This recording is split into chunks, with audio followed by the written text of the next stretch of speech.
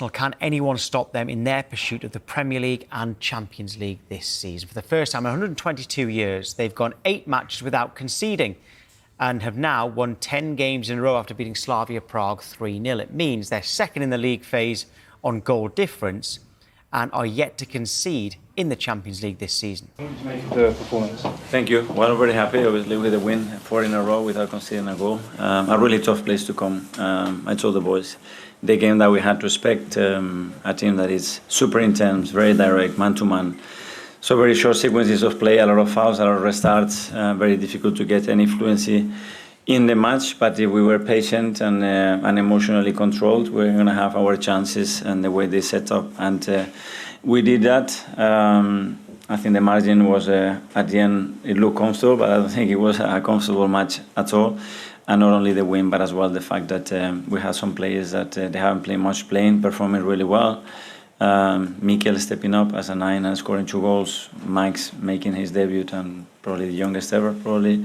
Andre as well, so a lot of positives tonight. Can I just ask about Mikel Marino, the value that he gives you as a player? He's one of the leaders in the squad and again stepping up as a striker. Just a joy to have him. I always say the same thing. It's his versatility on the pitch, the things that he can do. It's his mindset, it's his leadership, it's the way he is as a person. And today we are missing a lot of attacking players, and we have to find different solutions. He comes in Champions League, scores 2 goals. Ed, Guardian. Hi, Mikel. Just you mentioned Max. Obviously, it's been an amazing week for him. Last week, he became the youngest player to start a game for Arsenal, and then today, youngest in the Champions League. What is it about him that makes him, so mature for his age and able to handle that? What he's done on the pitch, that he comes in, the first ball he takes people on, starts to dribble, gets a foul. That's personality, that's courage, and that you cannot teach that. You have it or you don't, and it doesn't matter what his past process. You throw him in this context, and he's ready to adapt and have a good performance. So really happy with that. And just on the defence, it's 8 clean sheets now for the first time since 1903. So that's a remarkable record. Did you just say something about that achievement?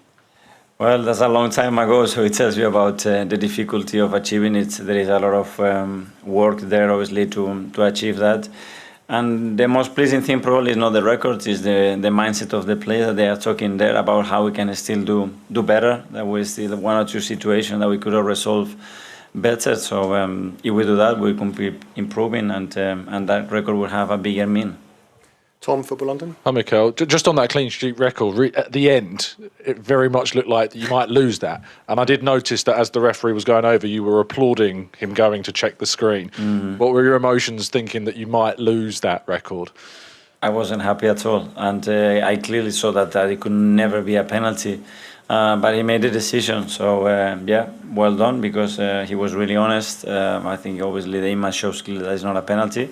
And I want to maintain that, because I think that gives you something to defend as well and to merit, and it would have been a bit sloppy to give it away that way. And it was the first time that we saw Pierre Hincapié start at a left-back. What did you make of his performance in that role? Yeah, I was very happy. He can play in those 2 positions as a centre-back or full-back. Today, the way we had to set up and the situation that we have to imagine with the ball, I wanted to have him low in that side. I think he was really good, really strong, really efficient. And really good, because now he's got some minutes in the last week with 2 games and the last minutes against Burnley, so we're getting up to speed. Sam from Sky. Hi, Mikel. 4 years ago, there was that 5-0 defeat to Man City, and now you have this incredible clean sheet record. Can you talk about how you went by step to sort of go from one end of the spectrum to the other? You mean the one that after 27 minutes, Granit Xhaka was sent off? Yeah. I mean, Man City, the best Man City with 70 minutes to play, it can happen. But that's a long time ago. Obviously, we're in a really different situation right now, and we still have to improve a lot. Your players seem to be celebrating every time they put a block in or actually deny a shot on target. People sort of, take a lot of pride in not in keeping clean sheets. But have they transitioned to shot on targets now? They don't even want to let that. Yeah.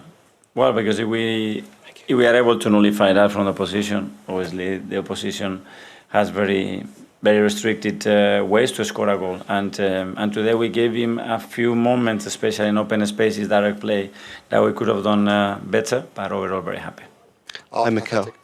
Just on something Miles mentioned last week, I know you spoke about it, the our house terminology about the Emirates, and you said the context is slightly different when you go away from home. I was just wondering what you feel is so different about, say, these away trips when you're defending those moments. Well, the energy, the belief. We come to a place that they create a special atmosphere. You saw that from the beginning.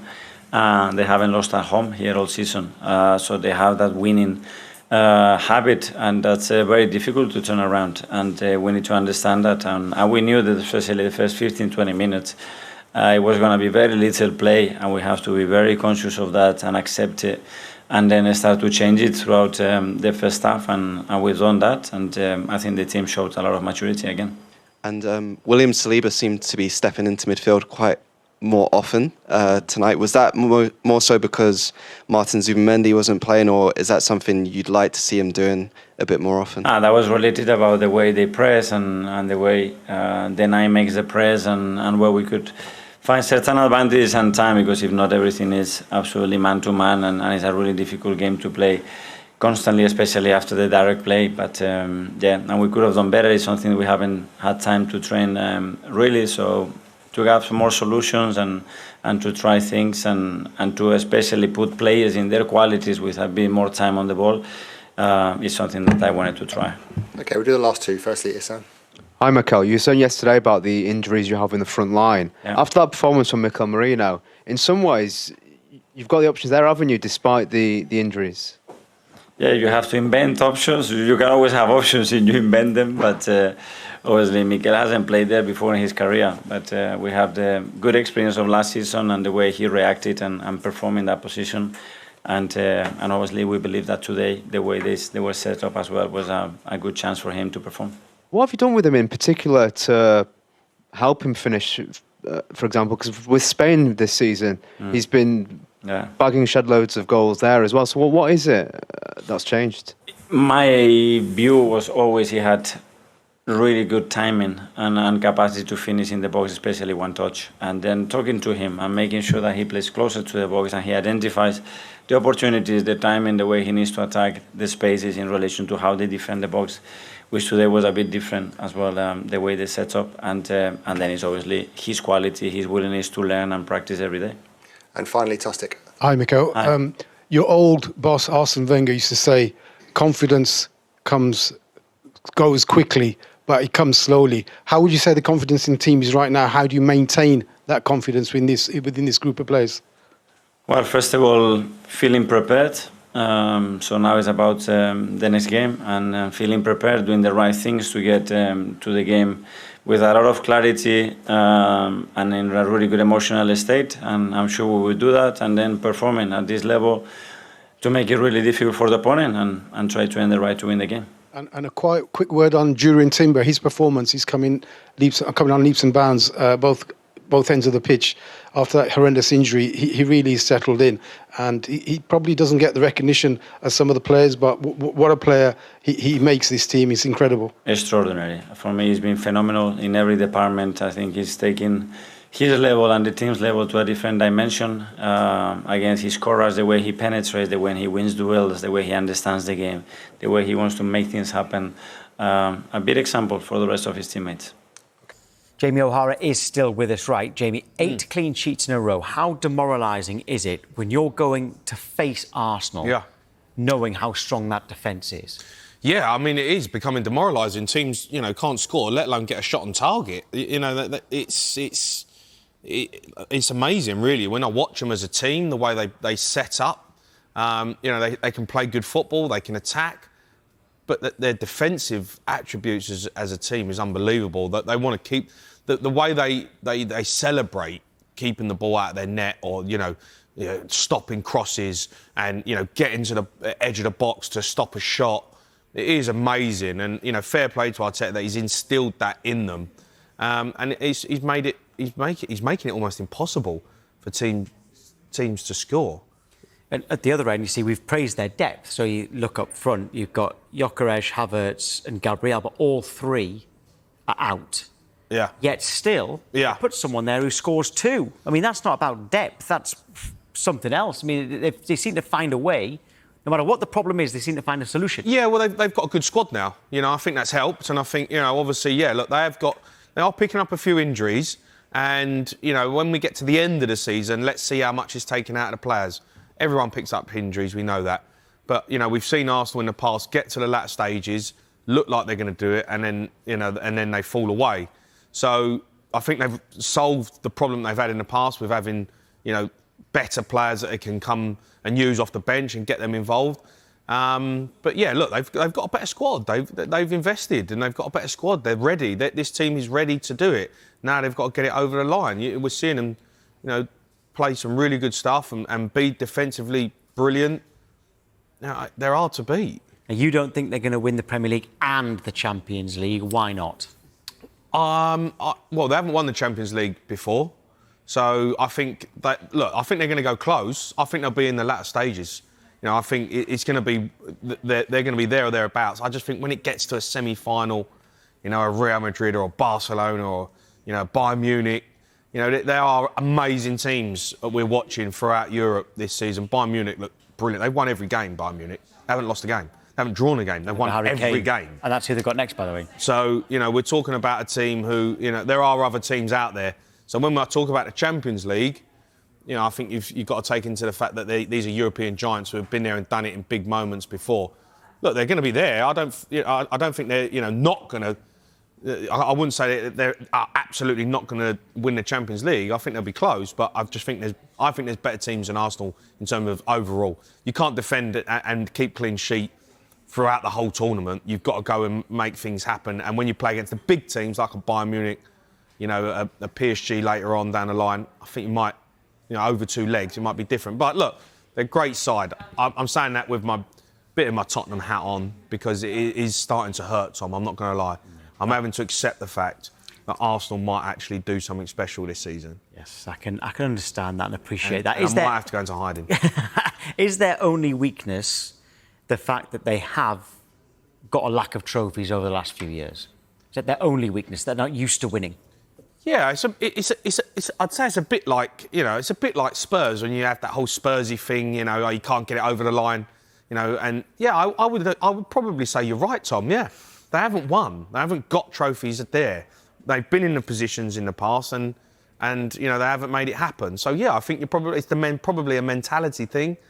You know, when you're winning trophies like Man City have done, like Liverpool have done, it just becomes natural just to win. Yeah, we win. We just win another trophy. Just pick off another trophy. Now, even when Man United have been terrible, they pick off a trophy because it's just instilled in their nature that they do it. Arsenal really fell away from that, and over the last 4 or 5 seasons, we've seen them primed to be there or thereabouts and not made it happen. Hopefully, or you know that continues. But I think Arteta is starting to really now instill that mentality that they are there. They are there to win trophies now, and they're going to win trophies. They are. Well, let's bring in an Arsenal. To the game last night, were you worried with no strikers fit? Oh, well, with all due respect to the opposition, in last night's case, I wasn't that concerned. I do worry about the impact on our overall creativity. And it sounds crazy to say it when he scored 2 goals, but I think it did show, like, it's not as if Mikel Arteta was tearing into space behind the defence. We scored 2 goals from crosses and 1 from a penalty. So, overall, how can you be concerned when you've won 3-0? But I do think it was a different Arsenal last night. Is he... So you still think Mourinho is better in central midfield than a striker? I think he's an enigma, to be honest. One thing's for sure, and we've got to clarify this, he's not a defensive player, and that feels important to say. I think it's hard to say whether it matters, whether you play him as a kind of secondary person in the box, a box crashing 8 or a 9. I think ultimately he's going to end up on the end of crosses. We know that. He's an excellent striker of the ball, really cute in tight spaces. I couldn't tell you where I think he's better. I think he's got quite significant strengths and weaknesses in both areas. Jamie, you were a left-footed central midfielder like Mikel Arteta. How difficult is it to change positions? I mean, just any other position, not necessarily go for anywhere. Good players can play anywhere. Mourinho's a top player, and you know when you're a player of his ability. That's not always the case, is it? You see players playing a new position, it just doesn't work. Yeah, but I believe that good players can adapt. He's got the attributes in his brain, the way he can think, the way he can change. When he plays in a certain position, you have discipline. When he plays up front, you have a different type of run and a different type of movement. I genuinely believe that top players can play. You can put them in a position. Most of the time, they'll figure it out. And Marino, for me, is one of them players that can do that. Scarlett, really impressively, it's 8 clean sheets in a row now for Arsenal. Is that more important than anything else, that your defence is that solid? But we did concede a shot on target yesterday. It's all over. No, jokes aside, it's brilliant. My heart was in my mouth when we conceded a penalty, and I was watching with Liverpool fans before the Madrid game, and they just couldn't understand why I was so upset. But I think going into tough away games like the weekend, slightly under-resourced, that defence suddenly comes to the forefront again, because you know that above all else will be competitive. So it's huge. Yeah, it's massive. Who do you think you are challenging? Do you think it's Liverpool? Do you think it's Man City? I think Liverpool might have something to say about challenging after Madrid. It's amazing what beating Madrid can do for your general feeling and vibe about yourself. Look, they're dangerous, but I think they've still got massive problems to work out. And to be honest, I think the same about Man City. Like, how many goals has any other player scored apart from Haaland? It's a stare of own goals on 2. So I think probably it is City, but it's 2 adversaries with very significant weaknesses at the moment. They play each other at the weekend, right? It's massive weekend for football, for Arsenal and for them. Yeah, but Manchester City at home to Liverpool, isn't it? And Arsenal away at Sunderland on Saturday Night Football. In terms of your defence again, Scarlett, which defence is better? Yours now, your defence during the Invincibles, or the Dixon, Adams, Keown, Bold and Winterburn? I'm going to have to confess to the Dixon, Adams lot being a bit before my time. I know thought that might be the case, but I wanted to give you the option for the rest of the viewers. And the Invincibles, almost 2. Like, I was quite young when they were about. I think our defence last night broke George Graham's record and equalled our best defensive record since 1903. So recency bias, but maybe it's them. But Jamie will probably tell me they have to win something before they can be considered good. Well, they do. It's as simple as that. They got to win a title, yeah, for sure. They're amazing, but they need to win titles and they need to win major honours. Everyone talks about Gabriel and Saliba, and the defence. But if you watch Arsenal, Tom, it ain't just about the back 4. It's the whole team as a collective. They all play their role. Declan Rice's awareness to drop in and get back into spaces, anticipate where things are going to be.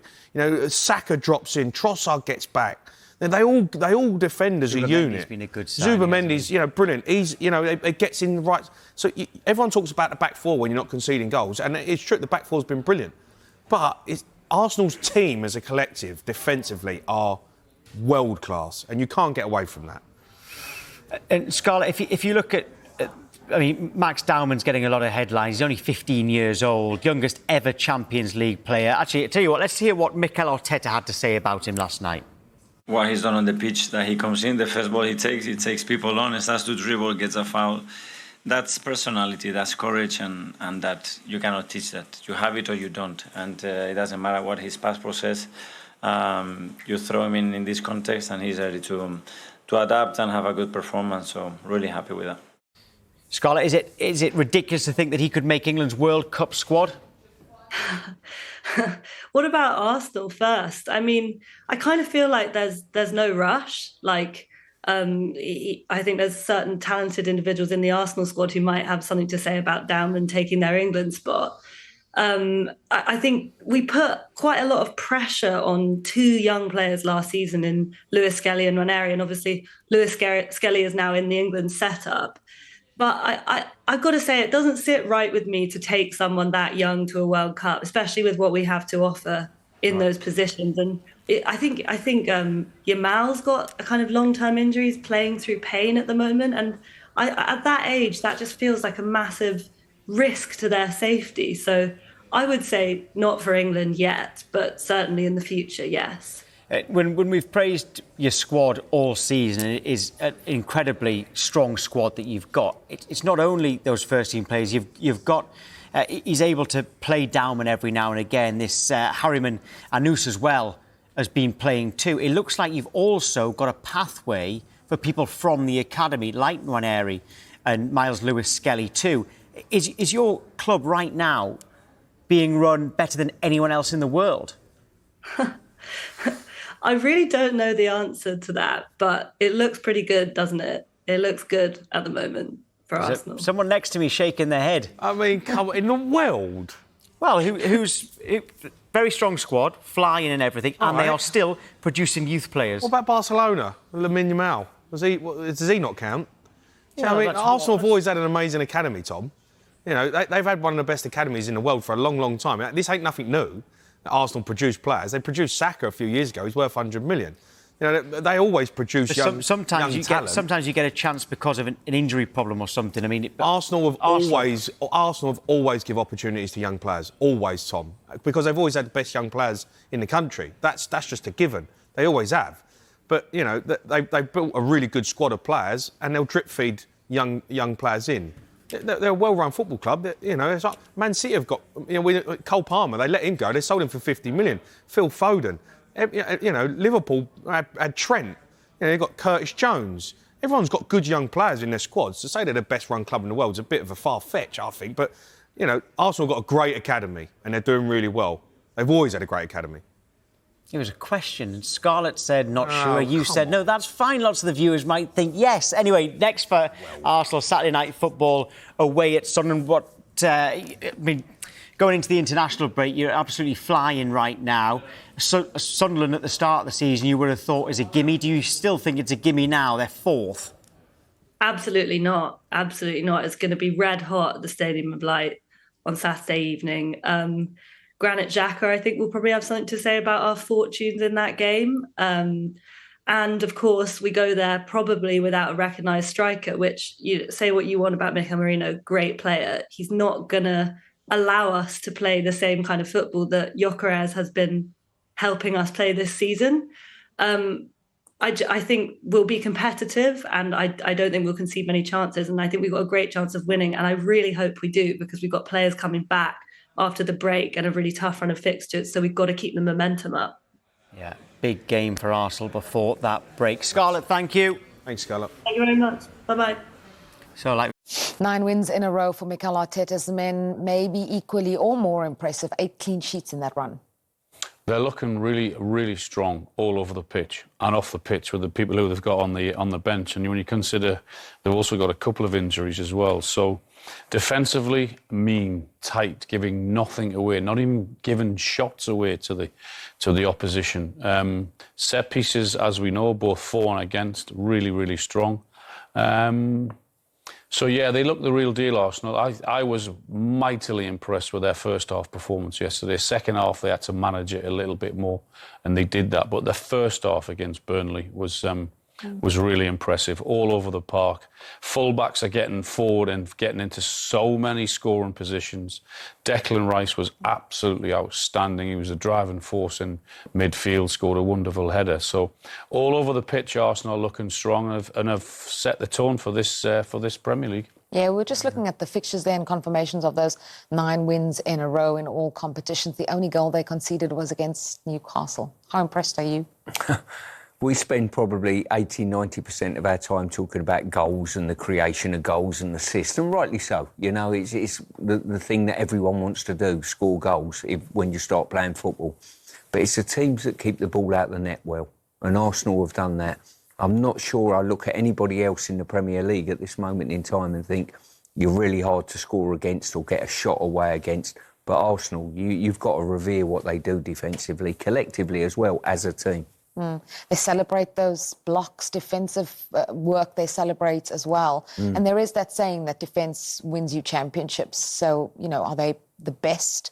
Is that what's going to set them up for this run that they're trying to go on to eventually end their title drought? I think so. I think you've got to be based on... I think you look at all the teams that have won the Premier League over the years, and the vast majority of them are all based on being tough to beat defensively and probably got the best defensive record in the league at the end of the season. Yeah, just you mentioned the injuries that they had. Now, last season, if someone like Odegaard was out, if Kai Havertz was out, it would have made such a big difference to this team. You saw they finished the season with Mikel Marino playing up top as their striker. This season, the way in which they've bolstered that team, the work that Berta has done behind the scenes, and the way that Arteta is also, I think, managing them, playing different players in different games, that's key. That's the big difference. Yeah, absolutely. I think without doubt, you're leaving Calafiore out, you're bringing Lewis Skelly in. Odegaard's out. You've got Zubamendi in there. Madueke's out. You've got Saka, you've got Trossard, you've got Eze. So their squad depth really this year is impressive. And when you have to change things, then you're bringing quality players onto the football pitch. You're not bringing squad players on, you're bringing quality players on who would get in most people's first teams. And that's the big difference for me this year. Of course, they're always going to be solid defensively because of those, particularly those two in Gabriel and Saliba.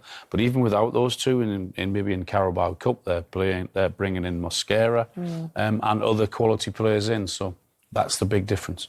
Yeah, you mentioned Declan Rice even scored a goal from open play yesterday. If there are chinks in the armour, what are they? What are the concerns of this Arsenal team? I think it's like all the teams in the league. It's injuries, weight of matches. You know, Arsenal are playing with the travelling in Europe. You get a couple of injuries to key players and it affects you. But they're the same as everybody else. Liverpool, Man City, they're all have got the same games programme. It's just how you handle that and you hopefully avoid any key injuries to real key players. You can chop and change one or two, but there's certain players that are unchangeable. Haaland, Manchester City. I think Declan Rice falls into that as well at Arsenal. Yeah, Gyökeres got a goal. The opening goal against Burnley came off injured and heard from Mikel Arteta that they have to wait and see. What did you make of his goal? I thought his performance in the first half yesterday was the best we've seen in an Arsenal shirt. I thought he was aggressive in terms of his closing down. His work rate was... And I'm not one for praising work rate because it should automatically come with being a footballer. But the way he closed down, he showed a great attitude. That's one of the reasons why Arsenal signed him, was to do that, to score little tap-ins from 1 and 2 yards. Yeah, and it was. I hope he's okay because I think he's had a decent start to his Arsenal career. Went a few games without scoring, scored a couple in the Champions League, scored that yesterday. So I hope it's nothing too serious for him.